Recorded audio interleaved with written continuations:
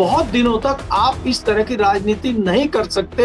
झूठ की राजनीति, फरेब की राजनीति, आप बोले कुछ करे कुछ, इस तरह की राजनीति बहुत दिन नहीं चलेगी। आपको राजनीति में बदलाव आप देखेंगे और राजनीति में बदलाव होगा, जैसे तमिलनाडु में हुआ। तमिलनाडु में दो दल थे, इस बार तुम बन जाओ, इस बार हम बन जाए, वही सब चले जा रहा था। जनता त्रस्त हो चुकी थी, इसलिए जनता तीसरे मोर्चे को लाई और तीसरे व्यक्ति में उन्होंने देखा स्पार्क है, जवान है, नया आदमी है, ये राज्य के लिए कुछ न कुछ करेगा। नमस्कार दोस्तों, कैसे हैं आप लोग। उम्मीद है आप सभी अच्छे होंगे। एक तरफ तो प्रधानमंत्री नरेंद्र मोदी मंच पर खड़े होकर देशवासियों को देशभक्ति का ज्ञान दे रहे हैं, बता रहे हैं कि क्या करना चाहिए, क्या नहीं करना चाहिए, और दूसरी तरफ खुद ही उस देशभक्ति के पैमाने पर खरे नहीं उतर रहे हैं। तो प्रधानमंत्री का ये जो देशभक्ति का नया तरीका है, इसको लेकर बातचीत करेंगे। केपी मलिक जी पत्रकार हमारे साथ जुड़े हैं। सर, बहुत बहुत स्वागत है आपका। बहुत बहुत धन्यवाद हिमांशु जी, आपका भी और दर्शकों का भी बहुत बहुत धन्यवाद, आभार। सर, प्रधानमंत्री नरेंद्र मोदी ने इस देश से फिर से अपील की है, 7 अपील की हैं, जिसमें से पहला तो वर्क फ्रॉम होम करने का है, गोल्ड नहीं खरीदने का है 1 साल, और पेट्रोल डीजल बचाएं, पब्लिक ट्रांसपोर्ट का इस्तेमाल करें, जो कुकिंग ऑयल है उसे भी कम यूज करें, ये कह रहे हैं, नेचुरल फार्मिंग करें, इसके अलावा स्वदेशी अपनाएं और ट्रेवल को अवॉइड करें। लेकिन इन 7 में से ज्यादातर तो मोदी जी खुद ही कर रहे हैं। प्रधानमंत्री नरेंद्र मोदी का शेड्यूल आ गया है, जो तय है कि वो 15 तारीख से 20 तारीख के बीच जो है यूरोप की यात्रा पर जा रहे हैं। अब उसको क्या अवॉइड करेंगे प्रधानमंत्री नरेंद्र मोदी देश हित में, बड़ा सवाल है। सवाल ये भी है कि देश हित में क्या वो जो रोड शो किए गए हैं पिछले 24 घंटे में, उनको अवॉइड किया जा सकता था क्या? वो पीएमओ में रहकर वर्क फ्रॉम होम नहीं कर सकते थे क्या? हर कोई सवाल पूछ रहा है, सोशल मीडिया पर हंगामा मचा हुआ है। देखिए हिमांशु जी, अगर आप देखें जिस प्रकार से प्रधानमंत्री जी ने हैदराबाद में जाके एकाएक भाषण दिया है और जनता को ज्ञान बांटा है उन्होंने, वो पिछले 5 राज्यों के चुनाव के दौरान उन्होंने एक दिन भी कोई इस तरह की बात नहीं कही। जाहिर है 5 राज्यों के चुनाव खत्म हो गए हैं, भारतीय जनता पार्टी ने बड़ा किला जीत लिया है। हमें लग रहा था कि बीच में प्रधानमंत्री जी जब राष्ट्र के नाम संदेश देने के लिए आए थे, तो हमें लगा था कि प्रधानमंत्री जी जो विश्व में दिक्कतें चल रही हैं गल्फ कंट्रीज का, और जो तनाव बना हुआ है इजराइल का, अमेरिका का, इस पे कुछ बात बताएंगे और कहेंगे कि भारत भी इसकी चपेट में है और हम बचने के लिए सरकार ये प्रयास कर रही है और जनता को भी हमारे साथ आना चाहिए और इसमें सहयोग करना चाहिए। हमें इस बात की आशा थी, लेकिन प्रधानमंत्री जी ने राजनीति खेली और प्रधानमंत्री जी ने कहा कि विपक्ष जो है महिला बिल नहीं आने देना चाह रहा है। मतलब प्रधानमंत्री जी ने झूठ का पुलिंदा खोल दिया, जबकि आपको पता है कि महिला बिल तो 23 में ही आ चुका था। तो उन्होंने इलेक्शन के दौरान, चंद रोज पहले इलेक्शन के दौरान इस तरह की बात चैनल पर बैठ के करी। तो ये तो पता लगता है कि प्रधानमंत्री जी क्या करना चाहते हैं, क्या कहना चाहते हैं। अब अगर हम कल के उनके भाषण की बात करते हैं, तो उन्होंने सारी बातें जनता के लिए कही हैं। सरकार क्या कर रही है, सरकार की क्या स्ट्रेटजी होगी, सरकार की क्या रणनीति होगी, ये वो बताने में असफल रहे हैं। अब वो जनता को बता रहे हैं कि सोना मत खरीदो, पेट्रोल डीजल का प्रयोग कम करो, शादी ब्याह में खाने का तेल कम खर्च करो, घर से मत निकलो। आपने अपने जो फ्लीट है उसमें कुछ गाड़ियां कम की हैं क्या? आपने कोई ऐसी चीजें की है कि आप जो है प्रधानमंत्री कार्यालय या प्रधानमंत्री आवास में बैठ के ही फीते काट दें या उद्घाटन वहीं से बैठे बैठे कर दें? हमने तो कई प्रधानमंत्री को देखा है, हमने तो वाजपेयी जी को देखा है कि वो कई बार नहीं जा पाते थे और वहीं से बैठकर रिमोट से कर देते थे वो। तो क्या आप भी कुछ इस तरह का विचार बना रहे हैं कि आपको ये भी बताना चाहिए? प्रधानमंत्री जी सिर्फ देश के लोगों को ज्ञान दे रहे हैं, खुद कुछ नहीं कर रहे हैं और आशंका जता रहे हैं कि कोविड से भी बुरे हालात हो सकते हैं। तो कोविड में आपने क्या किया था? कोविड में सरकार ने क्या किया था? अंततः जनता को ही भुगतना पड़ा था। ट्रेनें बंद हो गई थी, लोगों को पैदल मार्च करना पड़ा था, अस्पतालों में सुविधाएं नहीं थी, ऑक्सीजन नहीं थी लोगों के पास, लोगों को कितनी दिक्कतें हुई थी। तो इसलिए मैं ये कहना चाह रहा हूं कि प्रधानमंत्री जो बोल रहे हैं वो सिर्फ जनता को समझना है, जनता को करना है, या सरकार भी कुछ करेगी? और क्या संभव है ये कि आपके नेता, आपके मंत्री, आपकी पार्टी भी इसमें सहयोग करेगी? मुझे लगता है कि सबसे पहले आपको खुद करके, अगर आप किसी से कुछ अपील करते हैं, किसी को कुछ कहते हैं, तो पहले आपको खुद उसको आत्मसात करना होता है, तब आप सामने वाले को कह सकते हैं। आप तो कुछ कर नहीं रहे, आप तो रोज रोड शो कर रहे हैं। क्या बिना रोड शो के काम नहीं चलेगा? क्या बिना रोड शो के देश नहीं चलेगा? रोड शो से ही देश चल रहा है। तो ये तमाम सवाल हैं जिस पर जनता चर्चा कर रही है, और जनता कहीं ना कहीं सोच रही है कि हालात किस प्रकार के हो गए। कोरोना में आपने देखा था, इलाज पे कम, सुविधाओं पे कम, बालकोनी में जाके मोबाइल की टॉर्च जलाना, थाली और ताली बजाना, इस पे ज्यादा जोर दिया गया था। लेकिन मुझे लगता है कि 10 साल हो गए हैं, जनता कुछ जागरूक हुई है, इस विषय में सोचेगी।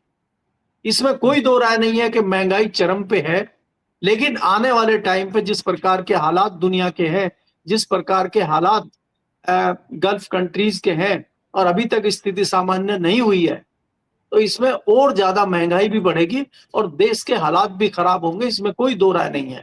लेकिन क्या सरकार इसके लिए तैयार है? जब जब देश पे आपत्ति आती है, जब जब देश दिक्कत में आता है, जनता देश के साथ खड़ी होती है। चाहे पक्ष हो, चाहे विपक्ष हो, कोई भी हो, सब राष्ट्र के साथ खड़े होते हैं। अगर राष्ट्र के ऊपर विपत्ति आती है तो जनता बढ़ चढ़ के खड़ी होती है। हमने देखा है, अपने पूर्वजों से सुना है, जब देश के लिए सुभाष चंद्र बोस या दूसरे लोग चंदा मांगने निकले थे, तो हमारी माताओं ने, हमारी दादियों ने, हमारी जो उस टाइम की हमारी महिलाएं थी, उन्होंने अपने गहने उतार के दे दिए थे राष्ट्र के लिए। कई लोग, किसानों ने अपनी फसलें दे दी थी, अपनी जमीनें दे दी थी, क्योंकि वो राष्ट्र के लिए था। लेकिन हमें सुभाष चंद्र बोस को भी देखना चाहिए था ना, हमें उस समय के नेता को भी देखना चाहिए था ना। जवाहरलाल नेहरू ने अपना आनंद भवन दान कर दिया था। उस समय के जितने नेता थे, उन्होंने अपनी संपत्ति पहले दान की थी, तब वो जनता से मांगने निकले थे, तो जनता ने जी भर के उनको दान दिया था। यहां मैं ये कहूंगा कि शास्त्री जी ने कहा कि एक वक्त का खाना खाना है, तो लोग एक वक्त का खाना छोड़ दिए क्योंकि शास्त्री जी पर उन्हें भरोसा था। लेकिन अब वही भरोसा जो है, ये जो दिखावटी और जो लालची राजनीति हो गई है, इसके बदौलत कम हुआ है राजनेताओं पर। और हर चीज जो है अब वही है, प्रचार कर लीजिए और प्रचार में अपने आप को बड़ा दिखा दीजिए, और बाकी चुनाव तो कॉम्प्रोमाइज है ही है, चीजें चल रही हैं। देखिए हिमांशु, आपने जिक्र किया लाल बहादुर शास्त्री का। लाल बहादुर शास्त्री जी ने कम समय में जो देश को संदेश दिया है, देश के लिए जो किया है, उसको भुलाया नहीं जा सकता है। शास्त्री जैसे सादगी भरे नेता आप सिर्फ कल्पना कर सकते हैं उनकी। आज की डेट में या आने वाले समय में कोई इस प्रकार के नेता पैदा होंगे, मुझे तो संशय है इस बात पे। कई सारी तस्वीरें हम देखते हैं लाल बहादुर शास्त्री की, दो बैलों की जोड़ी के साथ उनको हल चलाते हुए भी हम देखते हैं। हम उनको देश के बॉर्डर पे भी देखते हैं जब युद्ध के हालात थे। हम उनको किसानों के साथ भी देखते हैं जब वो किसानों से अपील कर रहे हैं और जय जवान जय किसान का नारा बुलंद कर रहे हैं, तब भी हमने उनको देखा है। और उनके तमाम किस्से हम पढ़ते हैं। कई सारे किस्से तो मैंने, उनके जो बेटे हैं शास्त्री, उनसे मेरी डिस्कशन में मैंने पूछा है। सुनील शास्त्री उनके बेटे हैं, पार्लियामेंट में कई बार मेरी उनसे बात हुई और मैंने उनको पूछा कि भाई आप इतने महान व्यक्ति के पुत्र हो, लेकिन उसमें और आप में बड़ा फर्क दिखाई देता है, आप कहीं दिखाई नहीं देते हैं। तो वो सीधे कहते हैं कि मलिक साहब, वो हालात शास्त्री जी के जमाने में जो थे आज नहीं है, और हमें कोई एक्सेप्ट करने को तैयार नहीं है। आज बिना पैसे के राजनीति नहीं होती है। हमारे पास गाड़ियां नहीं है, डीटीसी में घूम के हम कहां जाएं। इस तरह की उन्होंने व्यथा बताई थी। और उनकी गाड़ी का किस्सा है कि उन्होंने किसी तरह गाड़ी खरीदी थी, गाड़ी लोन पे थी, उनके मरने के बाद भी वो लोन बाकी था, किस प्रकार से दिया गया। आज ऐसे नेता मिलेंगे क्या? चौधरी चरण सिंह की जब मृत्यु हो गई थी और उनका बैंक का खाता देखा गया तो उसमें 470 रुपए निकले थे। आज के नेता के खाते में कितने निकलेंगे? जो उनके जो अनुयायी हैं, जो उनके लोग हैं, या उनके जो पुश्तैनी लोग हैं, अभी उनके खाते में कितने निकलेंगे अभी? लेकिन सर यही तो फर्क है ना, पहले के लोगों के खाते में बड़ी पारदर्शिता से चीजें होती थी। आजकल क्या है, दिखावे की हद ये है कि एक तरफ तो कहा जाए कि प्रधानमंत्री जो सैलरी भी पा रहे हैं वो भी देश के हित में लगा रहे हैं, और दूसरी तरफ एक फंड बनाया गया है जिसके बारे में कोई जानकारी, किसी तरीके का ऑडिट होता ही नहीं है। कहां से पैसा, किसका पैसा क्यों आ रहा है, कोई जानकारी इस देश के नागरिक को नहीं होगी, क्योंकि प्रधानमंत्री के नाम पर वो एक फंड बनाया गया है। तो ये है पारदर्शिता का नमूना। नहीं, देखिए हिमांशु जी, जिस प्रकार से अभी चीजें हो रही हैं उसमें कोई दो राय नहीं है कि कहीं ना कहीं छुपी हुई चीजें, छुपे हुए एजेंडे चल रहे हैं। भाई आपने प्रधानमंत्री फंड बनाया है, उसमें कई लोगों ने आरटीआई से जवाब मांगा है, तो आपने आरटीआई में जवाब ही नहीं दे रहे, तो सीधी सी बात है कि उसमें कुछ न कुछ गड़बड़ है। आपने जो है चुनाव फंड बनाया है पार्टियों का, आपने बॉन्ड बनाए हैं, आपने सियासी बॉन्ड बनाए हैं पार्टियों के, उस पर जब कोई जानकारी मांगता है तो वो मिलती नहीं है। उसमें कई घोटाले घपलों की खबरें हैं कि आप पार्टी के बॉन्ड खरीद लीजिए, चुनावी बॉन्ड खरीद लीजिए, तो उसकी जब जांच होती है तो वो जांच फंस जाती है, कहीं रुक जाती है, तो उसमें पता लगता है कि किस प्रकार की चीजें चलती। पारदर्शिता की बहुत ज्यादा कमी है, पारदर्शिता नहीं है चीजों। झूठ बोल रहे हैं आप, आपके कई सारे झूठ पकड़े जा रहे हैं। आप देखिए पिछले 2 दिनों से, जब से शुभेंदु अधिकारी ने शपथ ली है, तब से प्रधानमंत्री जी का एक वीडियो खूब वायरल हो रहा है। आप उनको कह रहे हैं कि वो किस प्रकार से पैसे ले रहे हैं, किस प्रकार से जेब में लग रहे हैं, कैसा मासूम चेहरा है उनका, और आप ही उनको शपथ दिला रहे हैं। तो ये भी तो सवाल खड़ा होता है प्रधानमंत्री जी पे कि प्रधानमंत्री जी आप ये कैसे बोल सकते हैं? क्या आपकी याददाश्त इतनी छोटी है कि चंद साल पहले की बात आप भूल गए? पुराने नेताओं की अगर आप बात करते हैं, चाहे उसमें लाल बहादुर शास्त्री हो, चाहे दूसरे तमाम नेता हो, क्या उनका चरित्र ऐसा था? हम सोच सकते हैं। कई सारे नेता हमारे टाइम पे थे, वीरेंद्र वर्मा हमारे यहाँ के थे, जो गवर्नर भी रहे लास्ट में हिमाचल प्रदेश के। अगर उनको खबर लग जाती थी कि इस नेता ने, इस विधायक ने, इस मंत्री ने बदमाशी की है, तो डांट लगा देते थे, वो घर में नहीं घुसने देते थे। आज क्या ऐसा है? उस दौर के बारे में जरा बताइए, जब नेहरू की अमीरी की चर्चा जो है, जितने समाजवादी नेता जो अपने आप को बताते थे वो करते थे, और संसद तक में जो है इसकी गूंज होती थी। आज कोई नेता किसी की अमीरी का जिक्र करता है क्या? हनुमान बेनीवाल अभी कह रहे थे राज्यपालों का लेकर, क्योंकि अभी तमिलनाडु में जिस तरह से हंगामा हुआ सरकार बनाने को लेकर, वो कह रहे थे, उनका वीडियो वायरल था कि राज्यपालों की जरूरत क्या है इस देश को, वो इतना इतना खर्च अगर उनके ऊपर हो रहा है, वो कहां जा रहा है, किसके पैसे हैं वो? तो सवाल तो बड़ा है कि राजनीति में जो पैसा खर्च किया जा रहा है आम आदमी का, आम टैक्स पेयर्स का, ये क्या काम आ भी रहा है? प्रधानमंत्री नरेंद्र मोदी विदेश यात्रा करें, देश हित में किसी ने रोका नहीं है, पूरी लग्जरी के साथ में करें, लेकिन वो विदेश से क्या लेकर आए, देश का कौन सा हित हुआ, क्या इस बारे में देश की जनता को जानने का हक नहीं है? प्रधानमंत्री नरेंद्र मोदी पूरे देश में कहीं पर भी यात्रा करें, बिल्कुल करें, किसी ने नहीं रोका है, लेकिन उससे फायदा इस देश का क्या हो रहा है, ये क्या पूछने का हक आम नागरिक का नहीं है क्या? उससे सिर्फ पार्टी ही बड़ी हो रही है, पार्टी की ही चीजें साधी जा रही हैं, विधायक ही खरीदे जा रहे हैं, तो फिर क्या ही है मतलब? देखिए हिमांशु, अगर आप देखें, अगर पुराने लोगों की आप बात करते हैं, चाहे जवाहरलाल नेहरू हो, चाहे दूसरे नेता हो, चाहे लाल बहादुर शास्त्री हो, और चाहे इवन अभी तक भी वाजपेयी हो, इनकी वाजपेयी गवर्नमेंट में जॉर्ज फर्नांडीज जैसे लोग हों, उनकी कई सारी किस्से कहानियां इस तरह के हम जानते हैं। शास्त्री जी का एक किस्सा यही है जो उनके बेटे ने बताया था कि एक बार वो सरकारी गाड़ी लेके बाजार में कहीं चले गए थे और दूसरी जगह चले गए थे। जब शास्त्री जी को पता चला तो उन्होंने ड्राइवर को बुला के कहा था कि जितना पेट्रोल खर्च हुआ है वो मैं निजी तौर पे दूंगा, उसका बिल लाइए। और उन्होंने अपनी जेब से पे किया था उसको, और उन्होंने सरकारी खर्चे में उसको नहीं जोड़ा था। उन्होंने मना कर दिया था कि ये जितनी गाड़ी चली है सरकारी खर्च में नहीं जोड़ेगी। और जब वो अपना कोई निजी काम करते थे तो सरकारी कोई भी सुविधा, सरकारी कोई भी खर्चा नहीं करते थे। ये तो वो सिद्धांतवादी लोग थे। लेकिन अब सिद्धांत धीरे धीरे समाप्त होते जा रहे हैं। आप खाली दिल्ली में ही नहीं, आप खाली प्रधानमंत्री या किसी बड़े मंत्री की बात मत करिए, आप दूसरे राज्यों के कोने कोने में चले जाइए, चाहे नॉर्थ ईस्ट के राज्य हो, चाहे वेस्ट बंगाल ही हो, चाहे उड़ीसा हो, चाहे साउथ के राज्य हो, वहां पे जो पहले मुख्यमंत्री रहे हैं, मंत्री रहे हैं, विधायक रहे हैं, आज भी वो अपने छोटे घरों में रहते हैं। कई ममता लोग बनर्जी कई बार विधायक रहे, वो अपना घर तक नहीं बना पाए, वो अपनी झोपड़ी में रहते हैं। तो वो भी तो सिद्धांतवादी थे। अरे खाली वो किसी एक ही दल के थे ऐसा भी नहीं है, सब दल के थे। भारतीय जनता पार्टी के तमाम लोग हैं, तमाम ऐसे लोगों को मैं जानता हूं जिन्होंने 1 रुपया पार्टी फंड से नहीं लिया, 1 रुपया सरकार से नहीं लिया, वो सरकार में मंत्री रहे। कल्याण सिंह की सरकार में कई मंत्री रहे जो अपना घर भी नहीं बना पाए। दूसरे राज्यों में मध्य प्रदेश हो, राजस्थान हो, कई मंत्री ऐसे भारतीय जनता पार्टी की सरकार में रहे जिनके ऊपर आज तक कोई उंगली नहीं उठा सकता। लेकिन आज हम कहां पहुंच गए हैं? दिल्ली सरकार में खुराना की सरकार बनी थी, उसके बाद सुषमा स्वराज रही, साहब सिंह वर्मा रहे। साहब सिंह वर्मा ने जब अपना पद छोड़ा और निजी यात्रा उनको करनी थी तो उन्होंने सरकारी गाड़ी वहीं छोड़ दी थी और वो डीटीसी की बस में बैठ के अपने घर गए थे। तो ये भी तो भारतीय जनता पार्टी के लोग थे। कोई ये 100 साल पहले नहीं हुआ है, ये अभी 10-12 साल, 15 साल, 20 साल पहले हुआ है। तो इतने दिनों में इस प्रकार का चरित्र भारतीय जनता पार्टी का बदल जाना हास्यास्पद है और दुर्भाग्यपूर्ण भी है। तो इसलिए आज इस तरह की अपील प्रधानमंत्री द्वारा किया जाना और उस पर खुद अमल ना किया जाना मुझे लगता है बड़ा दुर्भाग्यपूर्ण है। देश को इस पर विचार करना चाहिए। जी।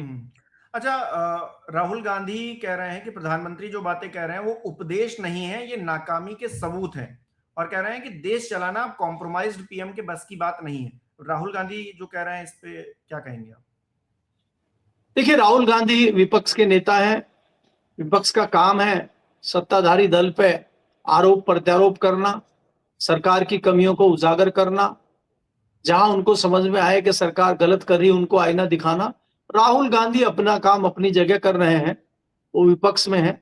यहां पक्ष और विपक्ष चलता रहेगा, लेकिन हमें देश को देखना है कि पक्ष विपक्ष जो कर रहा है उसमें देश कितना आहत हो रहा है, या देश को कितना फायदा हो रहा है, या देश को क्या लाभ हो रहा है। हमें देश की लाभ हानि देखनी है। पक्ष का काम है क्रिटिसाइज करना सत्ता को, और सत्ता का काम है विपक्ष का लड़ाई लड़ना। लेकिन मैं वही बात करता हूं कि प्रधानमंत्री जी देश के लिए क्या कर रहे हैं वो बताएं। देश तो उनके लिए बहुत कुछ कर रहा है। दूसरी बात, यहाँ पे आप देख रहे हैं ना राहुल गांधी जिस प्रकार से कर रहे हैं। राहुल गांधी नई रणनीति लेके आए हैं जो आपने तमिलनाडु में देखी है। देश में फिलहाल 2 मुख्यमंत्रियों ने शपथ ली है और मैं उसको भविष्य की नई राजनीति के रूप में देख रहा हूं। एक तमिलनाडु के मुख्यमंत्री हैं विजय, जिन्होंने शपथ ली है, युवा हैं, बिल्कुल नए हैं, राजनीति से ओत-प्रोत नहीं है। कहीं ना कहीं उनमें एक भावना है देश सेवा की, राज्य सेवा की, जनता सेवा की। और दूसरे जो मुख्यमंत्री ने शपथ ली है वेस्ट बंगाल के, उनके तमाम चिट्ठे और चरित्र चित्रण उनका है, उस पर भी विचार होना चाहिए। तो इस तरह की देश में राजनीति होगी, और जब इस तरह के लोगों का राजनीतिक टकराव होगा तो देश उसको किस नजरिए से देखेगा, और नई सियासत, नई राजनीति देश में कैसे होगी। तो मुझे लग रहा है कि हम बदलती हुई राजनीति को भी इस लेवल पे, इस स्तर पे देखेंगे, क्योंकि बहुत दिनों तक आप इस तरह की राजनीति नहीं कर सकते। झूठ की राजनीति, फरेब की राजनीति, आप बोले कुछ करें कुछ, इस तरह की राजनीति बहुत दिन नहीं चलेगी। आपको राजनीति में बदलाव आप देखेंगे और राजनीति में बदलाव होगा, जैसे तमिलनाडु में हुआ। तमिलनाडु में 2 दल थे, इस बार तुम बन जाओ, इस बार हम बन जाए, वही सब चले जा रहा था। जनता त्रस्त हो चुकी थी, इसलिए जनता तीसरे मोर्चे को लाई, और तीसरे व्यक्ति में उन्होंने देखा स्पार्क है, जवान है, नया आदमी है, ये राज्य के लिए कुछ ना कुछ करेगा। और जिस तरह का उसका उतावलापन है, जिस तरह से उसने आते ही तमाम जो वायदे किए थे उन पे अमल करने की घोषणा की है, तो ये जताता है कि वो राज्य के लिए कुछ ना कुछ करना चाहता है। अब क्या करेगा, किस हद तक जाएगा, कहां तक सफल होगा, ये तो समय ही बताएगा। क्योंकि हम इसी तरह का एक पुराना मुख्यमंत्री दिल्ली में भी देखे थे, जो केंद्र सरकार को चुनौती दे रहा था, बड़ी बड़ी बातें कर रहा था, उसका हश्र क्या हुआ वो भी हमने देखा।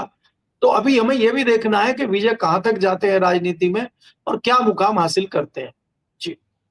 अच्छा, एक वीडियो और जो वायरल हो रहा है, मैं चाहूंगा उसके बारे में भी आप जरूर बताएं कि आपके मन में क्या है, क्योंकि रेवंत रेड्डी कार्यक्रम में बैठे हुए हैं, प्रधानमंत्री नरेंद्र मोदी पोडियम पर हैं और कह रहे हैं कि आप हमारी पार्टी में आ जाइए, हम आपको गुजरात जितना जो है फंड देंगे। तो क्या मतलब है, ये प्रधानमंत्री डायरेक्ट हॉर्स ट्रेडिंग कर रहे हैं क्या मंच पे खड़े होके? मतलब इनको थोड़ी, मतलब प्रधानमंत्री पद की गरिमा तो बना के रखे ना। मतलब कितना नीचे जाना है राजनीति करने के लिए कि ऊपर उठ ही ना पाओ। देखिए हिमांशु, अगर आप आज की राजनीति को देखते हैं तो राजनीति का पैमाना समाप्त हो चुका है। जो एक लिमिटेशन थी नीचे गिरने की या ऊपर उठने की, वो सब जो है लिमिटेशन समाप्त हो चुकी है। राजनीति में इतनी गिरावट आ चुकी है, इतनी बेशर्मी आ चुकी है, इतनी अनैतिकता आ चुकी है कि अब उस पर कोई भी विश्लेषण करना मूर्खता लगता है। प्रधानमंत्री जी ने क्या-क्या नहीं कहा, क्या-क्या नहीं किया, ये सब आपके सामने है। प्रधानमंत्री जी आसाम जाते हैं, प्रधानमंत्री जी वेस्ट बंगाल घूम रहे हैं, प्रधानमंत्री जी एक बार भी मणिपुर नहीं जाते हैं। कोई सवाल पूछेगा इस पे? क्यों नहीं करते हैं प्रधानमंत्री जी? प्रधानमंत्री जी लगातार चक्कर लगाते हैं वेस्ट बंगाल के चुनाव जीतने के लिए। तो प्रधानमंत्री जी को ये है कि जल्दी से जल्दी जो उनका अश्वमेध यज्ञ चल रहा है वो उसको पूरा करें और भारत के अधिक से अधिक राज्यों पर वो आधिपत्य अपना करें। वो इसी रणनीति में लगे हुए हैं। उसके लिए उनको साम दाम दंड भेद कुछ भी करना पड़े, कितनी बेशर्मी करनी पड़े, वो उसके लिए तैयार हैं। उसी के मद्देनजर इन्होंने इस तरह की बात जो है तेलंगाना के मुख्यमंत्री रेड्डी को कही है। इसलिए मुझे लगता है कि प्रधानमंत्री जी चाहते हैं कि जल्दी से वो जो राज्य बचे हुए हैं, जैसे पंजाब है, तेलंगाना है, छोटे राज्य हैं, उन पर जल्दी से जल्दी अपना आधिपत्य जमाया जाए। ये चीजें आप देखेंगे भी आने वाले समय में, चाहे तेलंगाना हो, चाहे झारखंड हो, चाहे हिमाचल हो, चाहे पंजाब हो, इनमें भारतीय जनता पार्टी एक बड़ी कोशिश आने वाले समय में करेगी ताकि यहाँ पे अपनी सत्ता बनाई जा सके। क्योंकि अब आपने देख लिया है कि किस प्रकार से जो चुनाव भारतीय जनता पार्टी ने लड़ा है, जिस प्रकार से सत्ता वहां पे हासिल की है वेस्ट बंगाल में, उसी तर्ज पे किसी भी राज्य में सत्ता हासिल की जा सकती है, ये भारतीय जनता पार्टी जान चुकी। जी बहुत बहुत शुक्रिया सर हमारे साथ जुड़ने के लिए, तमाम विचार साझा करने के लिए। हमारे दर्शक किस तरह से देख रहे हैं कमेंट करके जरूर बताएं। इस वीडियो को लाइक करना, शेयर करना मत भूलिएगा। हमारे चैनल को सब्सक्राइब नहीं किया तो वो भी जरूर कीजिएगा। आप हमें सहयोग भी कर सकते हैं ज्वाइन बटन पर क्लिक करके। बहुत बहुत धन्यवाद।